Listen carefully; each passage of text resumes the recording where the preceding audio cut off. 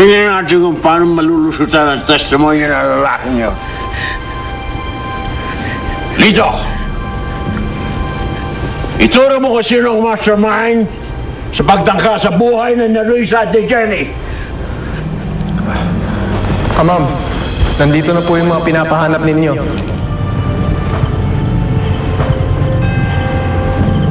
Magagaling ba kayo? Hindi ba kayo sumasabi? Sabihin mo lang, ma'am, kung sino aming iligpit. Pati papalibing, kami na bahala. Dapat hindi mahanap ng mga pulis yung batang yon. Dahil pag nahanap nila si Jenny, ibabalik na naman nila sa mansyon at babalik na naman ang problema ko. Kailangan maunahan namin ng mga pulis. Oo. Taga Bicol si Nerissa. Malamang dun yung pupunta. Wala na dito ang anak ko! Hindi niyo na siya makukuha! Hindi niyo siya makukuha sa akin!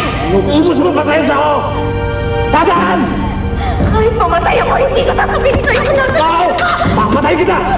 Pag bilang ko ng tatlo, inimit mo na sa kamatayan. Isa! Dalawa! Tatlo!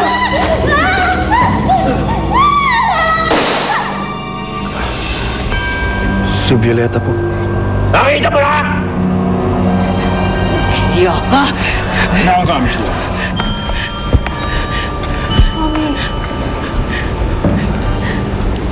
Mami, paano niya nagawa to?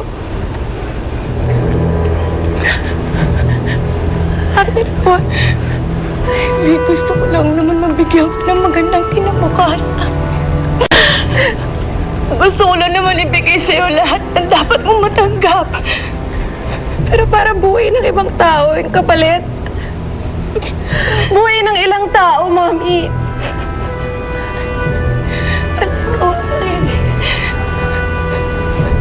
Mami, bakit kailangan niyo humantong sa ganito, Mami? Ivy, wag mo ko iwan! Ivy! Anak!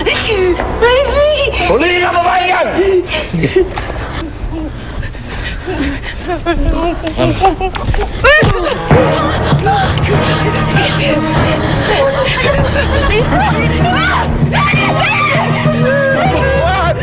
Sila! Patayin kita!